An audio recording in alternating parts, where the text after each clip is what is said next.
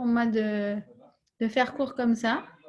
On a l'impression d'être un peu dans les temps futurs. Vous savez, quand on était genre petite, dans les années 90, on s'imaginait l'an 2000 avec t'allais à l'école avec des voitures volantes et tout. Et ben voilà, on y est presque. Alors, je vois que sur le groupe, il y a des filles qui viennent déjà au cours sur Eshet Rahil et d'autres qui ne connaissent pas encore Eshet Rahil. Donc, je vais me permettre de faire une petite introduction de 10 minutes sur le texte de Eshet Rahil pour que tout le monde soit à peu près sur la même longueur d'onde. Et après, en fait, donc, je vous explique le principe, c'est qu'on étudie verset après verset, pasouk après pasouk. Chaque verset, en général, ça nous fait un cours à peu près d'1 heure, 1 heure et demie. Et aujourd'hui, je pense qu'on va aller directement au pasouk numéro 4, de façon à ce que celles qui font déjà la série régulièrement, eh bien, elles puissent prendre le train en route. D'accord? Alors, le texte d'Eshet Rahil, il a été écrit par Shlomo Ameler. Il a une origine qui est plus antérieure à celle-là, puisque, en fait, le Midrash nous dit que lorsque Abraham a enterré sa femme Sarah, eh bien, il a eu une sorte de prophétie, une sorte d'inspiration divine. Et l'espède, l'oraison funèbre qui est sortie, eh bien, de façon naturelle, c'est le texte de Eshet Rahil. D'accord? Et en fait, Shlomo Ameler, le roi Salomon, donc on qualifie comme étant le plus sage, le plus intelligent de tous les hommes, eh bien, il a intégré le texte de Eshet Rahil dans son livre des Mishlei. Et en fait, le texte de Eshet Rahil, il a de ça de très, très, très particulier, qu'en fait, il vient et il décrit dans sa profondeur la quintessence de la femme juive. Celles qui viennent régulièrement au cours, lorsque on a expliqué un petit peu l'essence de la femme juive, en fait, on a expliqué qu'il y a une différence fondamentale entre l'homme et la femme. L'homme, pour pouvoir se réaliser, pour pouvoir s'enrichir, il a besoin de sortir à l'extérieur. Alors en ce moment, c'est un peu paradoxal. Ils vivent un peu ce qu'on vit tout en ce moment. Mais ils ont besoin de sortir pour étudier la Torah et que la Torah, en fait, elle s'intègre petit à petit dans leur disque dur interne, de façon à ce que ça change leurs réflexes, à ce que ça les raffine, à ce que ça les rende meilleurs. C'est tout le travail du masculin. Or, la femme, c'est pas du tout ça son travail. Pourquoi? Parce qu'en fait, nous dit le Maharal que la femme, elle n'a pas besoin d'aller chercher la Torah à l'extérieur. La Torah, elle est déjà intégralement à l'intérieur d'elle-même. C'est pour ça qu'une femme, elle n'a pas besoin de sortir à l'extérieur, d'aller étudier la Gemara, d'aller étudier de façon tellement poussée. Il suffit tout simplement qu'elle se recentre sur ce qu'elle est pour pouvoir en fait redécouvrir la Torah qui est à l'intérieur d'elle. Et je vais vous donner une preuve de ça. Que lorsque vous allez à un cours de Torah, donné par une femme ou donné par un homme, ça ne change rien. Vous allez toujours avoir le même réflexe à la fin. Vous allez sortir, vous allez dire, dans le fond, je le savais. Dans le fond, je le savais. C'est juste qu'il y a plein d'obstacles, il y a plein de mauvaises ondes et d'idées qui sont complètement contradictoires à la Torah, à laquelle on est exposé du matin jusqu'au soir. Mais dans le fond, j'avais une claire conscience de tout ce qui a été dit dans ce cours de Torah. Alors, quand j'avais lancé il y a 3-4 ans, le premier shiur sur Eshet Rahil, je m'étais amusée à faire une sorte de sondage sur Facebook en demandant, pour vous, c'est qui la Eshet Rahil? Et en fait, j'avais mis comme ça des réponses déjà toutes prêtes. Alors, c'était la mère de famille sereine qui s'épanouit à travers son rôle de femme intérieure. Il y a intérêt à ce qu'on le fasse en ce moment, de s'épanouir à travers notre rôle de femme d'intérieur. La femme hyperactive qui sait faire 10 choses à la fois et qui a toujours la pêche.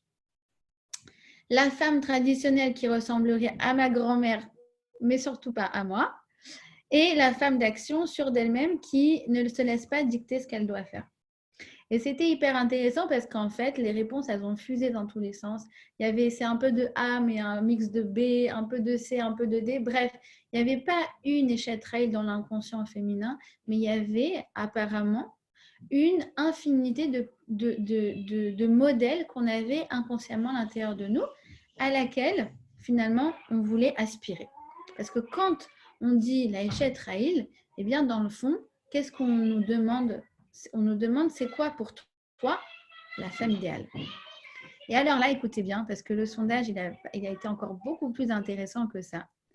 C'est ce qui m'a, mais quand je vous dis amusé, mais vraiment éclaté, c'est que toutes les femmes, en fait, elles ont répondu. Quand je vous dis exactement le contraire de ce qu'elles étaient. C'était incroyable.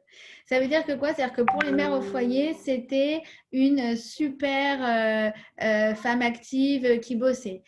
Pour celles qui doutaient d'elles-mêmes, c'était la femme hyper sûre d'elle-même. Pour les femmes modernes, c'était la femme traditionnelle.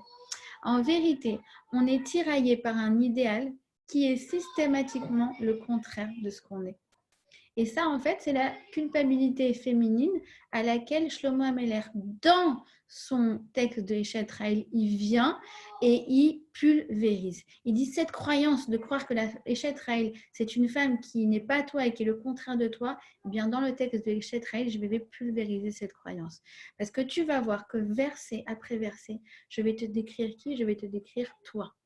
Je vais te décrire tous les outils qu'Akadosh Baruch Hu, il a mis à l'intérieur de toi et je t'invite à utiliser ces outils jour après jour pour découvrir la meilleure version de toi-même que Akadosh Baruch Hu, il a enfouie à l'intérieur de toi.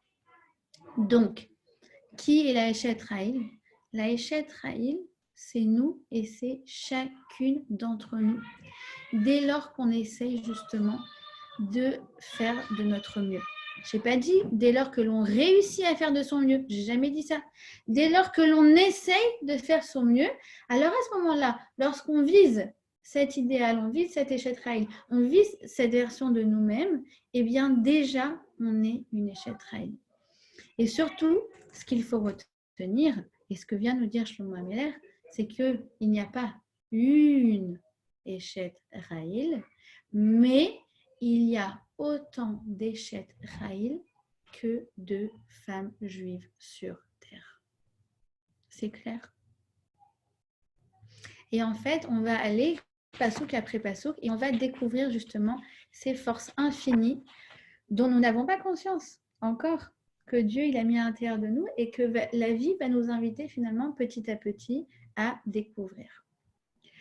Alors, juste avant de commencer, donc de poursuivre notre étude au 4e verset, j'aimerais juste un petit mot sur le premier verset qui nous donne la définition donc de la Eshet Raïl. Il nous dit Eshet Raïl mimsa verachok mipnim mechrira. Alors regardez, je crois que est-ce que je l'ai imprimé en gros? Pour le verset 1, non, je ne l'ai pas imprimé en gros, je ne crois pas. Pour les autres, oui, mais est-ce que vous voyez là un truc un peu comme ça, je ne sais pas si vous voyez. Ou non, ça fait à l'envers, je crois. Bon, c'est pas grave. Donc, je vous le traduis en français. Oui, on voit? D'accord. Donc, heureux qui est la femme vaillante, elle est infiniment plus précieuse que les perles.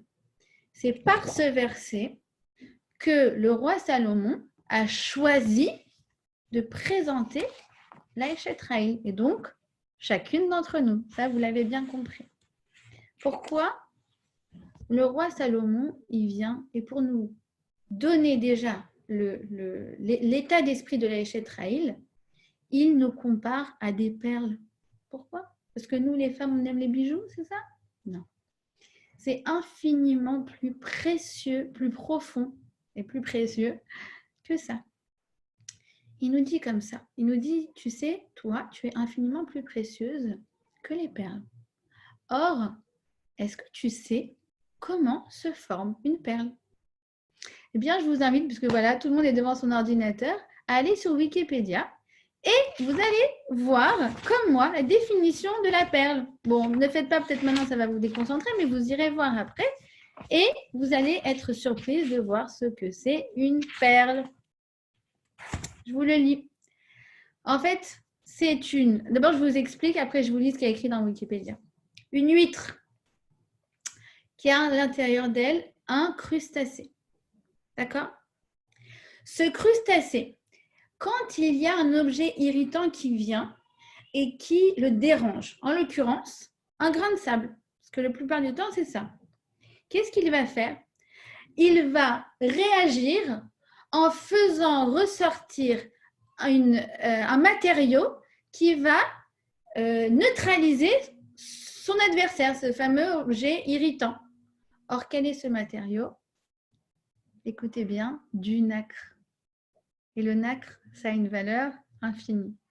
Alors, qu'est-ce qu'il vient nous dire le roi Salomon? Donc, je vous le lis. Selon Wikipédia, une perle est une création calcaire. Ah oui, pardon, excusez-moi. Et en fait, l'animal, à force de rejeter du nacre, à la fin, ça forme une boule qui s'appelle la perle. En vérité, une perle, elle est créée grâce à quoi? Grâce à un individu qui est dérangé par des challenges de la vie et qui va en fait faire ressortir ce qu'il a de meilleur à l'intérieur de lui. Et le crustacé dit, mais moi, j'avais du nacre, mais j'en avais aucune idée. Bah oui, mais tant que le grain de sable, il ne t'avait pas dérangé, il ne t'avait pas titillé, tu n'avais pas conscience de la valeur que tu avais. Et bien c'est pareil. Dans les défis de la vie, alors on se souhaite des défis à la hauteur d'un grain de sable, les filles. D'accord? Mais c'est vrai qu'on ne peut pas se réaliser sans ces petits défis quotidiens. Sinon, on ne se rend pas compte de la valeur que l'on a. Et je ne me rendais pas compte qu'après 10 jours de confinement, finalement, j'avais autant de patience. Je ne me rendais pas compte que dans une telle situation, j'étais capable d'occuper mes enfants et d'être un peu créative. Hystérique aussi, hein, mais c'est normal, on a le droit. Moi, je dis au moins 10 minutes par jour. Hystérie, voilà, c'est bon, comme ça, c'est réglé, on ne se culpabilise pas par rapport à ça. Mais je n'en avais aucune conscience. Je n'en avais pas conscience. Et sans ces grains de sable, on ne peut pas en avoir conscience. C'est ce qu'il vient nous dire Shlomo Ameler. Alors, il vient nous dire, tu sais, la vie, elle est pleine de surprises. Et ça, en ce moment, oh mon Dieu, combien on le vit. S'il y a 3 semaines, on nous avait dit qu'on allait être 1 milliard de personnes confinées chez nous, on n'aurait pas cru. La vie est pleine de surprises. Mais ces surprises et ces défis, ils sont là pour faire ressortir le meilleur de toi. D'accord ? Je vous le lis parce que je vous ai promis de le lire. Donc, selon Wikipédia, une perle est une création calcaire fabriquée par les huîtres perlières. Quand un objet irritant passe à l'intérieur de la coquille, l'animal réagit en entourant l'objet d'une couche de carbonate de calcium. Ce mélange est appelé du nacre. D'accord ? Donc, après cette introduction, on va pouvoir donc se plonger un petit peu dans le texte de Eshet Raïl. Après, vous m'écrirez, comme je ne peux pas vous écouter, vous m'écrirez, je vais commencer par le verset numéro 4, pour celles qui ont l'habitude de venir au cours. Si finalement vous souhaitez qu'on reprenne après le premier verset, moi, il n'y a aucun problème, je suis flexible. Écrivez-moi sur WhatsApp et je ferai en fonction de ce que vous souhaitez. Ou alors peut-être en parallèle, on peut enchaîner des cours pour que les autres elles puissent rattraper. D'accord ? Alors, on en est au verset numéro 4 et regardez, ça c'est normalement ce que j'imprime en cours. J'imprime donc le verset, donc Darshat Semer ou Fishtin, Ve'asta Bechafetz Kapeha. Vetaas Bechafetz Kapeha. Elle se procure de la laine et du lin et accomplit sa besogne d'une main diligente. Et on a en fait la quintessence de ce que Shlomo Ameler, le roi Salomon, veut nous dire. Il nous dit, la Eshet Raïl, elle sait prendre les choses en main. Alors, on va expliquer ce que veut nous dire ce verset.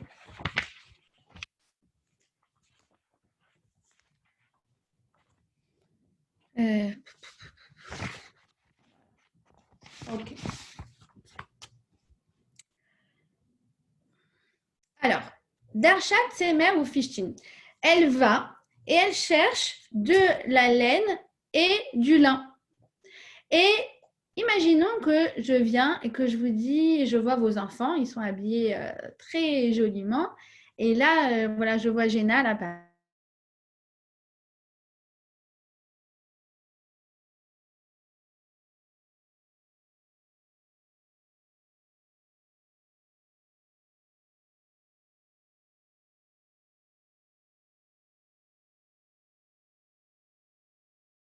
Pourquoi? Parce qu'avant, chaque femme possédait chez elle ce qu'on appelle un métier à tisser.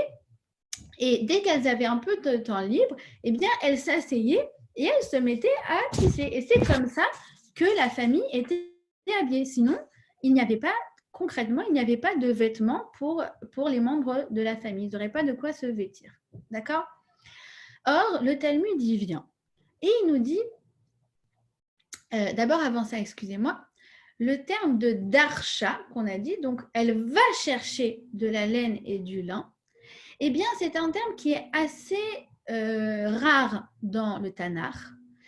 On le retrouve dans l'hébreu moderne, dorshim par exemple, dorshim, on cherche des serveurs dans un restaurant, on recrute, d'accord, on recrute, c'est ça que ça veut dire.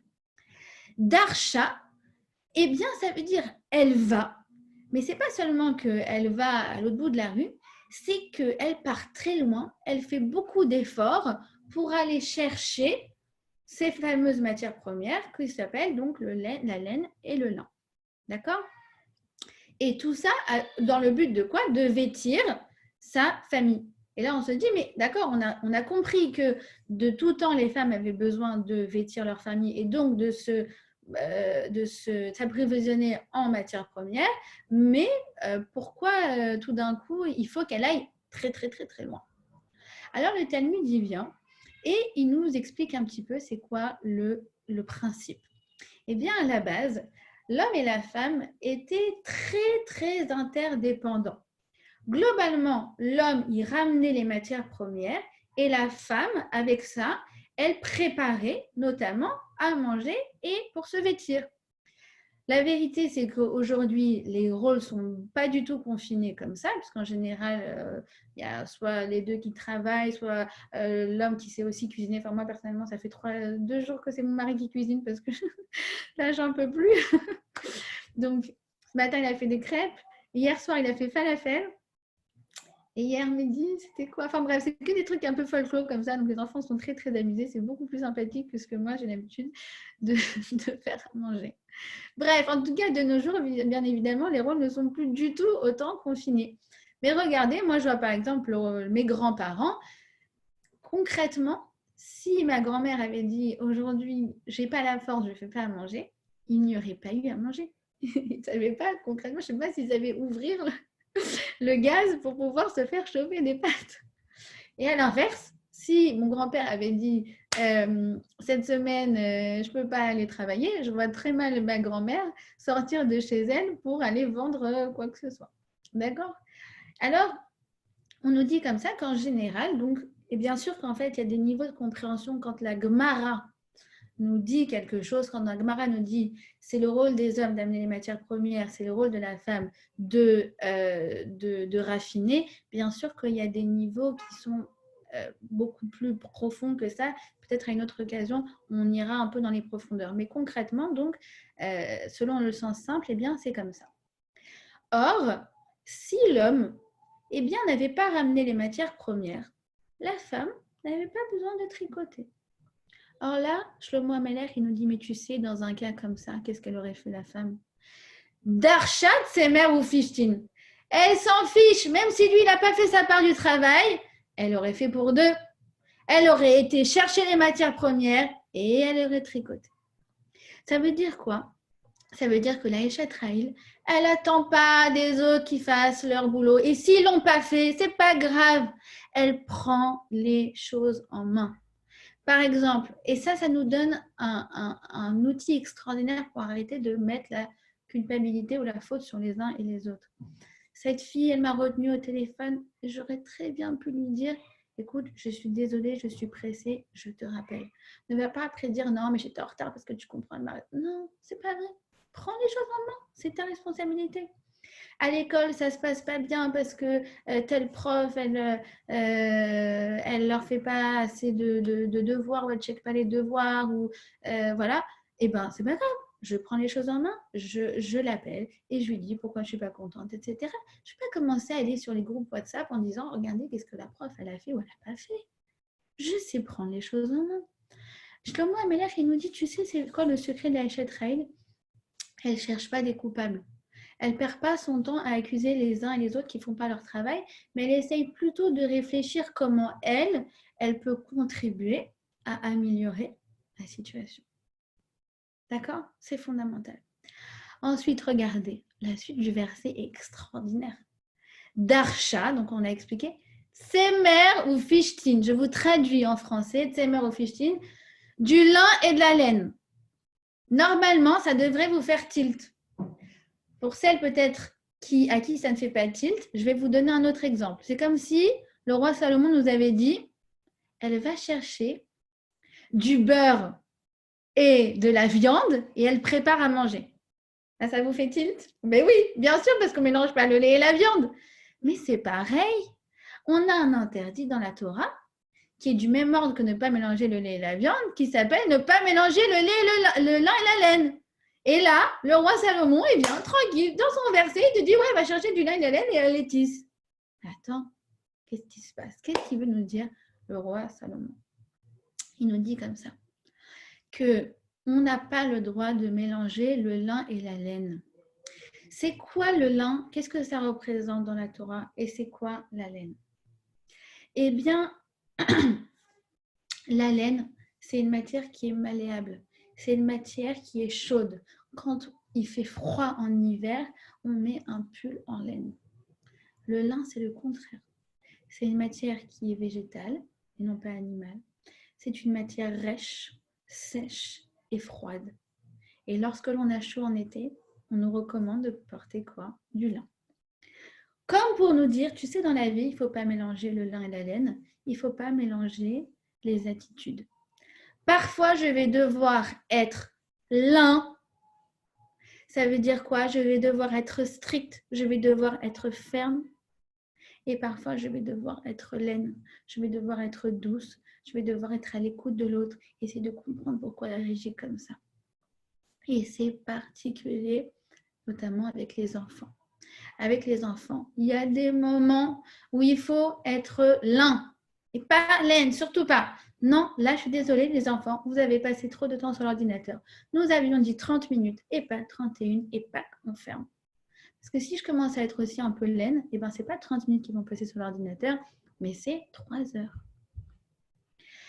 Il y a des moments où je vais devoir être laine. Alors, être laine, c'est quoi? C'est mon enfant qui est en train de péter un câble parce que ça fait 10 jours qu'il est enfermé et que là, il va tout casser et que je m'arrête et que je me mets à son niveau accroupi et je lui dis, mon chéri, qu'est-ce qui se passe? Pourquoi tu ne te sens pas bien? Raconte-moi, dessine-moi ton problème. C'est ce que ma belle-mère, elle est coach elle est art-thérapeute. Alors, ils ont leur rendez-vous Skype tous les jours avec elle. Je la bénis. Et c'est dessine-moi comment tu te sens. Alors, il prend la feuille, il fait. Et l'autre, elle dessine des petits cœurs, des oiseaux. Bref, chacun arrive à exprimer ses émotions. Mais il y a des moments où, Chazvi Shalom, tu ne dois surtout pas être là. Il a besoin d'une maman laine à ce moment-là. C'est vrai pas qu'avec les enfants, c'est vrai aussi dans les amitiés, c'est vrai dans tout, dans le travail. Mais là, j'ai besoin d'une maman qui est laine. En ce moment, on a besoin d'être 99% laine, la vérité. Moi, je dis toujours, j'ai un enfant qui est hypersensible. Hypersensible. Et mon petit Netanel. Et en fait, avec lui, j'ai compris que le lin, ça ne marchait pas. Ça ne marche pas. Donc, il a besoin, quand il se met dans une crise de colère, en fait, c'est vraiment parce qu'il souffre. En général, lorsque les enfants se mettent dans des crises de colère, c'est parce qu'ils souffrent. Mais à aucun moment chez lui, c'est un caprice ou quoi que ce soit. C'est vraiment un appel à la souffrance. Et je viens et je l'encadre Et ça, c'est un conseil du Rav Jacobson. Il dit, quand tu sers un enfant, eh bien, dans le corps, corporellement, il sent que tu lui mets des limites. C'est pas tout est possible et tout. Non, tu viens, tu le sers, et là, il comprend. Il se ressent sur lui, et là, tu lui mets des limites. D'accord? Alors, le roi Salomon, il nous dit quoi? Il nous dit la femme, de façon intuitive, elle sait quand être l'un et quand être l'aimé.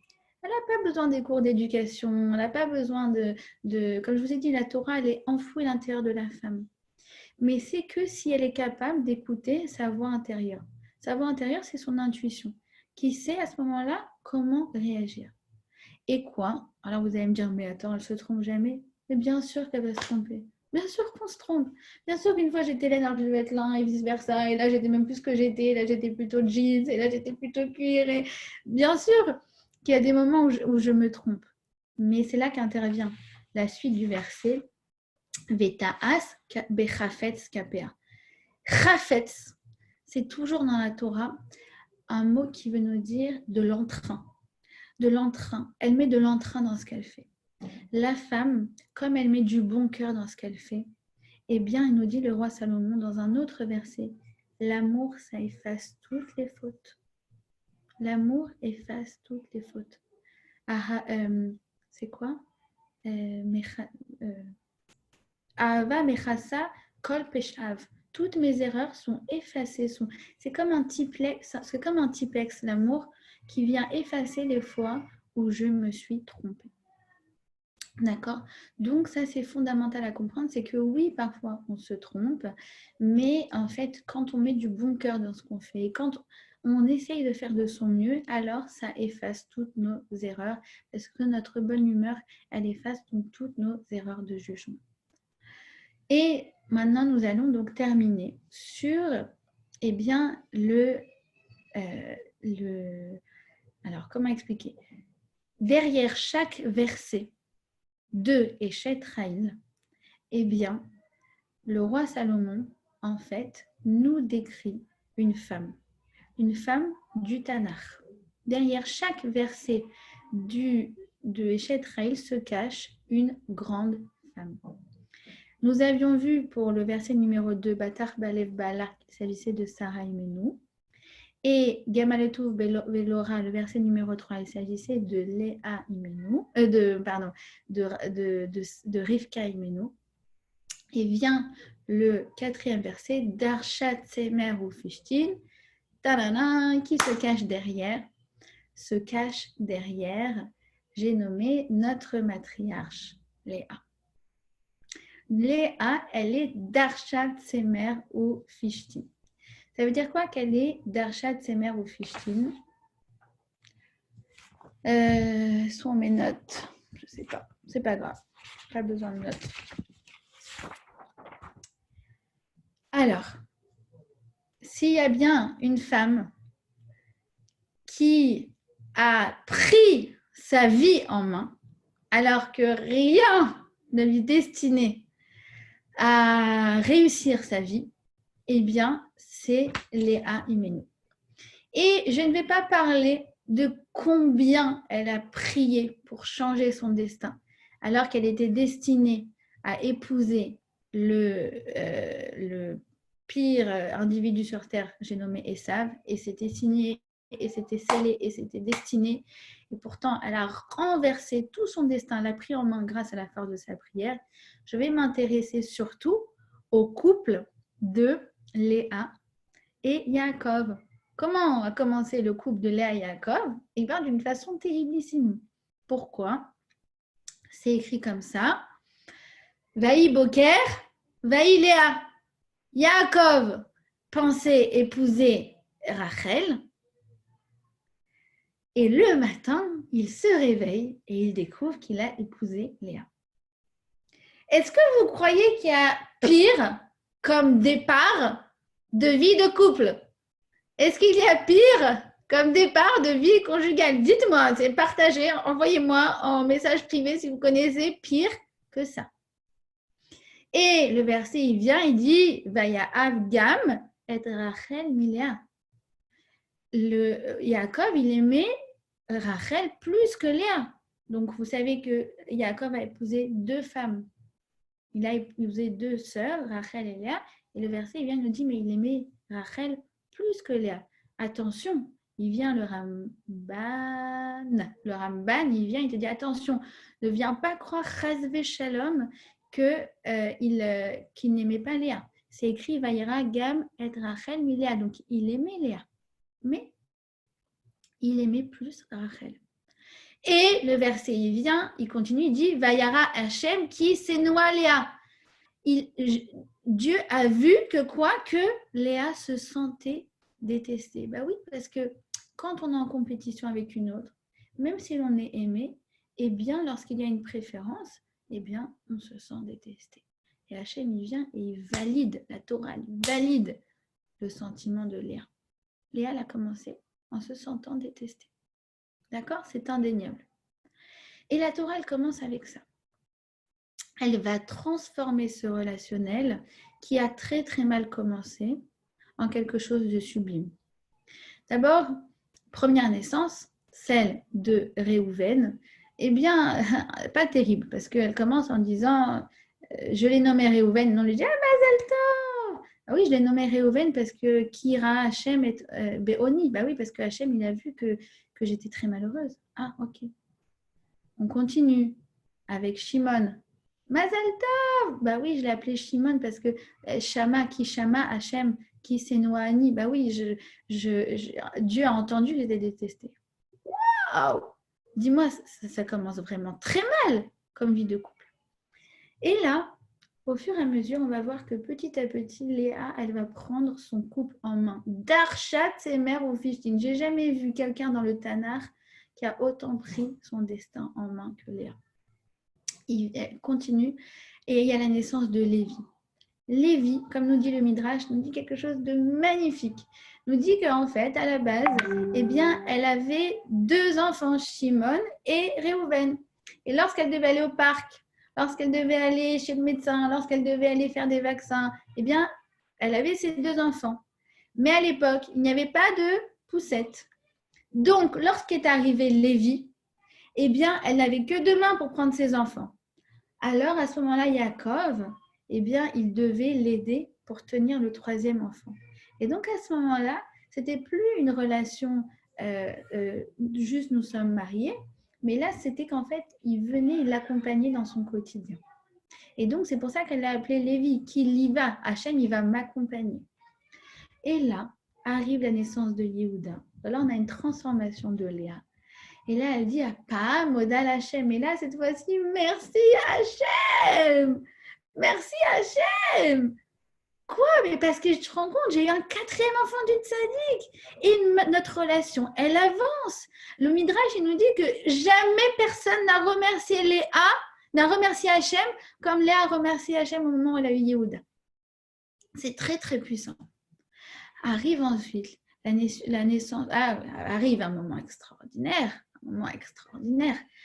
où Léa, elle n'avait pas en fait prévu de dormir avec Yaakov cette nuit-là, mais elle va en fait s'arranger pour que finalement Yaakov dorme avec elle dans la tente. Et elle vient, et c'est écrit Vatetse Léa, elle vient à sa rencontre. C'est un peu comme si aujourd'hui une femme, elle vient chercher son mari en sortant du travail. Elle dit, je suis venue te faire une surprise. Elle vient, elle va le chercher, Vatetse Léa. Elle sort, elle lui dit, cette nuit, tu vas dormir avec moi. Donc, elle prend les devants. Et à ce moment-là, donc, elle va enfanter, elle va concevoir cette nuit même, et elle va enfanter de qui? De Issachar. Issachar, le Talmid Chacham par excellence.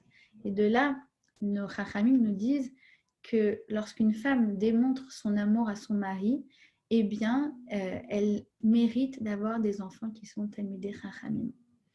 Et Issachar, qu'est-ce que ça signifie? Yesh Sachar, Yesh Sachar. Tu te rends compte? Il y a un Sachar. Comment expliquer? Pas une récompense. Il y a un résultat. Tous les efforts que je donne et que je fais, que je fournis, ils donnent leurs fruits. Je vois que ça réussit dans ma relation avec Yaakov. Yesh Sachar. Et le dernier, Zevouloun. Alors là, il est génial. Zevouloun, écoutez bien, je l'ai appelé Zevouloun, mon dernier fils. Et parce que quoi? Parce que Hachem m'a accordé comme un don précieux. Je suis un don extraordinaire pour mon mari Yaakov. Je ne sais pas comment vous expliquer la vie de Léa, comment elle a pris les choses en main pour finalement se considérer, elle, comme la chance de la vie de Yaakov, alors que finalement, tout avait démarré de la façon la plus pire que l'on puisse imaginer. Et donc, c'est ça qui nous dit Shlomo Ameler, il nous dit la force de la Eshet Raïl. La force de Léa Imenu, c'est quoi? C'est de prendre ses responsabilités. De ne pas se dire « Ah, mais l'avenir joue, le destin joue contre moi, et tu vois, et c'est de la faute de… » Non, non, non, non. Prendre ses responsabilités. Faire les choses avec entrain, Bechafet. Et grâce à cela, eh bien, on va mériter une chose extraordinaire. Regardez la descendance de Léa. Qui descend de Léa? On a qui? On a Yehuda. J'ai parlé de Yehuda? Oui, pas Maouda Lachem. Yehuda. Yehuda, c'est toute la royauté. Et qui on attend, nous? Mashiach ben David, l'enfant de Yehuda. Le Messie, il va descendre de Léa. Bezrat Hashem Bekarov. Dites Amen. Qui d'autre encore? Les Lévi'im. Les Lévi'im dans le Beth Amikdash, c'est ceux qui faisaient tout le service et qui chantaient. C'est la chorale du Beth Amikdash du matin jusqu'au soir. Les Lévi'im, qu'est-ce qu'ils faisaient? Ils faisaient que chanter à Kadosh Baruch Hu des louanges. Issachar, ça représente, je vous ai dit, les Talmidei Chachamim, tous ceux qui sont au collège, tous ceux qui sont dans les yeshivot, ils se prévoient comme étant les enfants de Léa. Et les Kohanim, tous ceux-là sont des enfants de Léa.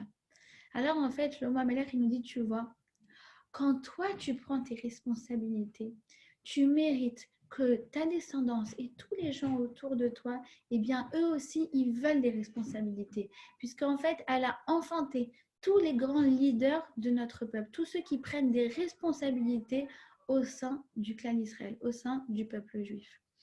Alors, Bezrat Hashem, que nous ayons le mérite d'avoir le niveau de Léa, d'avoir le niveau de cette Eshet Raïl, de prendre notre destin en main et que par ce mérite-là, que la Kadosh Baruch Hu récompense et nous donne la satisfaction de voir le fruit de tous les efforts que l'on a fournis et que Bezrat Hashem, donc, nous continuons d'aimer et d'affectionner toutes les belles choses de notre clan Israël. Je vous souhaite une bonne journée. J'espère que ça vous a donné de la pêche. Moi, personnellement, oui, ça m'en a donné de vous revoir comme ça. Et j'espère, Bezrat Hashem,